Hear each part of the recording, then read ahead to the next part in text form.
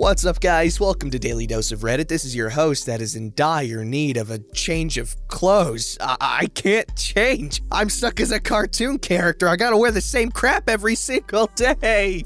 I mean, at least it's a sick, nasty Hawaiian shirt, but at this point, it's a little too sick and nasty. Zach, in today's subreddit is r/ProRevenge. With the bonus from r/ProRevenge. Alright, this story's called Fire Me Before I Quit, I Ruin Your Life. Since I'm still in school, I took a job at a bakery of types, which I won't name. The place has bread in the name, but also sells overpriced salads and sandwiches. Panera. I worked there for close to a year where I had this boss named Betty. Not her real name, of course. Betty and I didn't get along whatsoever. She had gotten the previous general manager to quit because she had an affair with him and she threatened to tell his wife if he didn't leave. He quickly left the job and she was promoted to the position. I didn't like her, but I have to respect the dedication to be the general manager of a small-ass store. When I first started working there, I was respectful, but she would do things that would get on my nerves. For instance, I would clean all the places I would be hired to do, and once I was done and relaxed for maybe 5 minutes,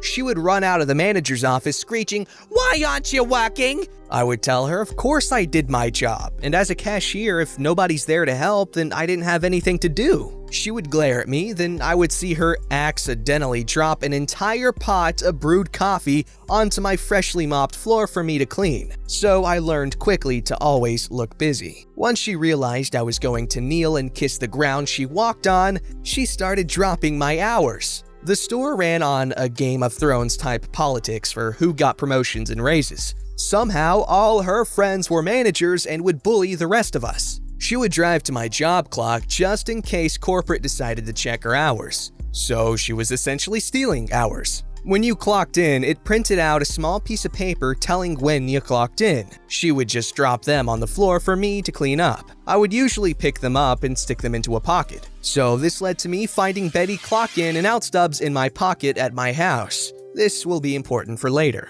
Did I mention she was super racist? She was white, and most of the staff were my fellow high school peers, who were all mostly people of color. One day at work, she walked out and told us, "When you're on the clock, I own you." When we all reacted to look at her, she backpedaled and was like, "I didn't mean it like that." This will be important for later. So after a while, I got sick of practically begging for hours, so I went to my current job, but decided I merely wanted to drop my hours, which were already barely a day a week. But suddenly, when I got my new job, she scheduled me every single day of an entire week. She never did that, even when we were on semi-good terms. So I obviously told her I had a new job and couldn't do this. After that, I went home and called my friend who was still working there to tell him I was going to quit tomorrow. He has a bad habit of putting his phone on speaker when he's cleaning at work, so Betty overheard this, obviously. The next day, I walk in and go through the respectful motions of saying, "Thank you for the opportunity," and blah blah blah. Betty let me get through the entire speech before she said, "Oh yeah, I was meaning to tell you, you're fired." I was so blindsided and pissed I cussed her out. My mom raised me to treat women with respect, but this freaking fat, overweight, hippo-looking bimbo pissed me the frick off. She's the type of girl to think binge eating was a personality trait. Okay. So I left and was mad about being fired before I could quit, but didn't push the issue. I'm only 18 and I already had another job. I wasn't expecting Betty to give me a good reference anyway. I would have completely left it alone if it wasn't for the district manager Ben, not a real name, texting me. The Revenge. He thought I was still working there, so I explained to him I was fired. He was stunned due to the fact that I was a decent employee. He asked why she let me go, and I explained it to him, and he was angry. He clarified that she fired me before I quit, and I said yes. He was pissed that she did this and asked if there was anything else she might have done. I kind of just vented to him for a bit. When I told him about the racist remark, he asked if anyone else would collaborate with me. I forgot to mention that she slowly fired and forced people to quit and replaced them with her friends and family, which according to company policy, she couldn't do. Something about conflict of interest. I asked all the people who were working there that day if they could, and a few said they would say they did, but one did even better. My one coworker, Andy, is convinced he's the next big vlogger, so he always has his phone out or just using audio recording for hours for a chance to catch a funny clip. I've watched his content and let me say, it's just super cringe. But turns out he labels each recording by day and times. So when he checked, he found her making racist remarks. I got a brilliant idea, and with my other fired or coworkers forced to quit, we decided to scour Andy's recordings. We found some great moments of Betty saying controversial things or just being nasty. Like once a guest sneezed on the baked pastries, and when a coworker told her, she laughed it off and said nobody would know. But this wasn't enough for me. I tried to avoid conflict, but when I'm in a situation, I'll follow it through.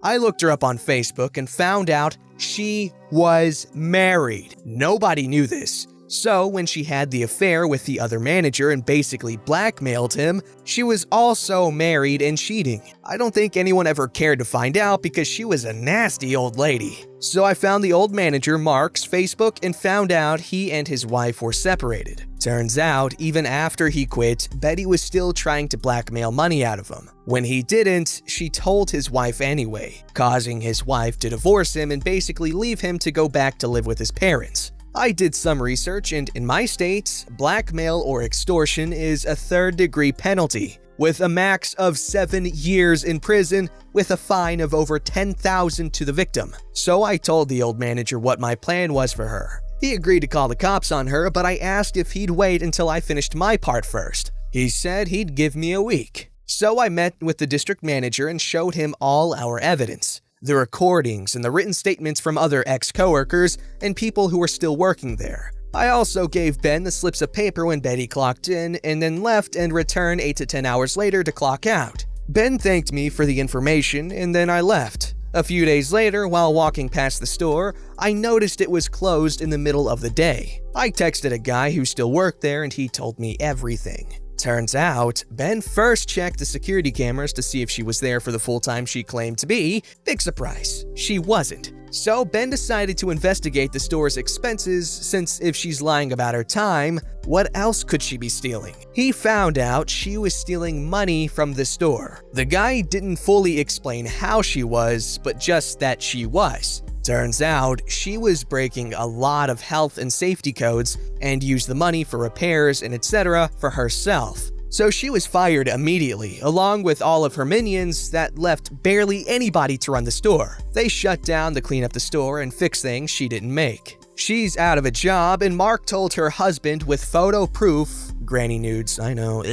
that she cheated on him. But Mark phrased it so it seemed like she still was. So Betty's husband flips out and decides to divorce her, and Betty is the type to post everything on Facebook. So she's begging someone to let her stay, but all of her friends and family totally bailed on her. So she was living in her car looking for a job. That's when Mark decides to sue her for extortion, so she scrambles to find a lawyer. And to make it even worse, the company decided to sue her for all the money she stole, plus all the repairs and lost revenue while the store is closed. Betty's life is crap. She had to sell her car for drastically under what it's worth to pay for all the legal trouble. Mark told me bits and pieces of her crying in the courtroom, but not too much. I was never super close with them. Last I heard of Betty is she was living with her sister who definitely hates her. To think, she would have avoided all of this if she just let me quit. Okay, first of all, obviously she deserves every bit of what came to her,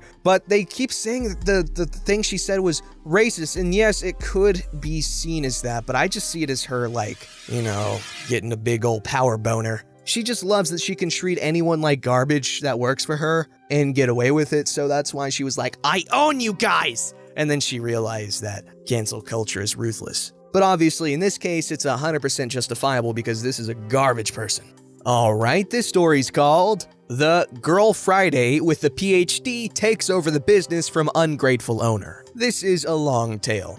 It is also a textbook case of why you don't abuse loyal associates. My spouse was the second person hired at a consulting company in a very specialized industry. In her 15 years with the firm, It grew to a respectable 3-office, 8 to 10 employees at each location entity. She and the owner grew the business on the contacts, expertise, and presentation of my wife, to the extent that my wife's abilities and education were the main reason new business came through the door. Over the years, her scope of responsibility grew so that the owner was basically 75% absent and mostly unaware of day-to-day activity. As he got more and more removed from the business, he would make overtures that he would eventually retire and sell her the business. He was so dependent on her income generating that he took out a life insurance policy on her. I did not involve myself too much, but at a major industry party I attended with her, he introduced my wife to the table as "My Girl Friday," basically a secretary, which was weird.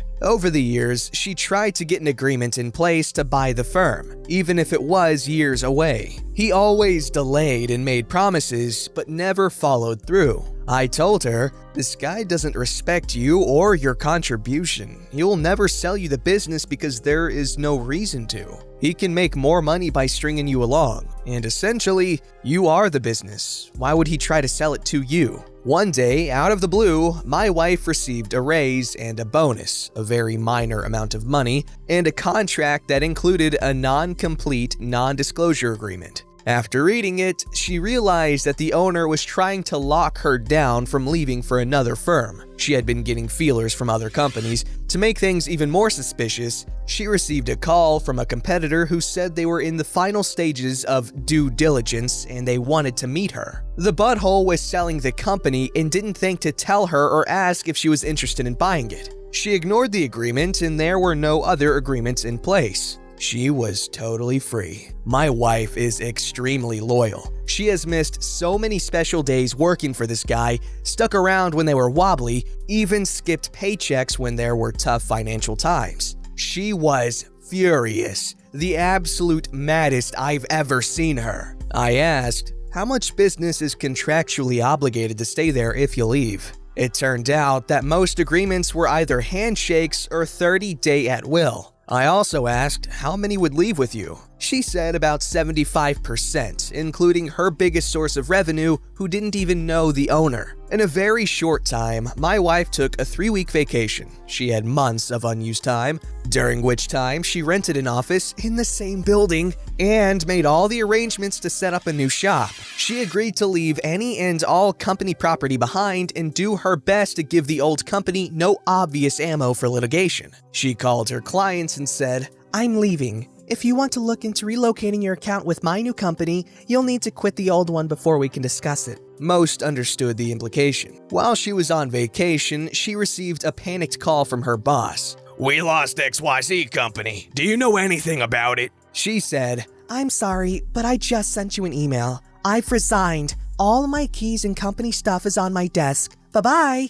The new firm took basically 90% of the business and seamlessly transitioned into the same company as it was before, but with a new owner. Even most of the office staff would come on board. Within a year, her old company closed down except for the small office her old boss ran. She sees him once in a while and he just scowls at her. Well, maybe that's why you want to appreciate loyal employees, you dummy head. But that is pretty clean revenge, to be honest. There weren't any really messy interactions. It was just clean, cool, very effective revenge. Although personally, I'd have taken a dump on his desk. Alright, this story from Petty Revenge is called Turning My Roommate's Room into the Dump. Okay, so this is my first ever post, but reading some of these stories reminded me of this and I thought maybe it fit here. In college, I lived in a share house. Each room in the house was rented separate. For the most part, it was wonderful and I made great friends with my roommates. There were 4 rooms upstairs and 1 large master suite downstairs. The girl who lived downstairs absolutely refused to take out the trash. The rest of us had no problem with it, and if we were the one who noticed, we took it out. We talked to her several times about filling up the garbage and leaving it, and she always swore she'd help out, but never did. Somewhat related side note in general, she was not fun to live with, although I wouldn't say she was absolutely terrible, just very self-centered. Anyway, she graduated and was getting ready to move out, and so was going through things and tossing them out. One night, another roommate and I cleaned up the downstairs area, including taking the trash out, and went upstairs to hang. The next morning, we came down, and the garbage was not only full, but had a separate bag and boxes stacked next to it. We were floored.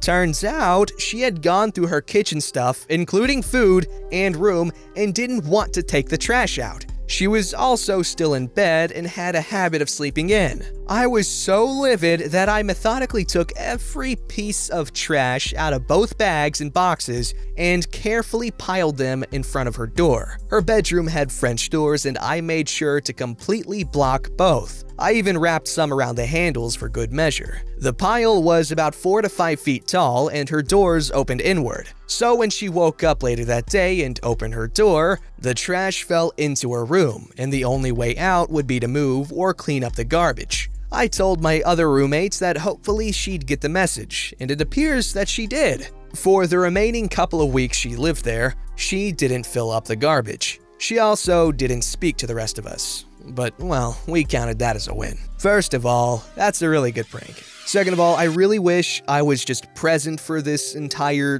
period of time, so I could cause turmoil within the household by asking, well, why does she get the master bedroom? See, what you do is you plant a seed of conflict and let them tear each other apart. Sorry, we're moving from ProRevenge to Petty Revenge. My blood's pumping. Don't forget to like, subscribe, and hit that bell to never miss an episode.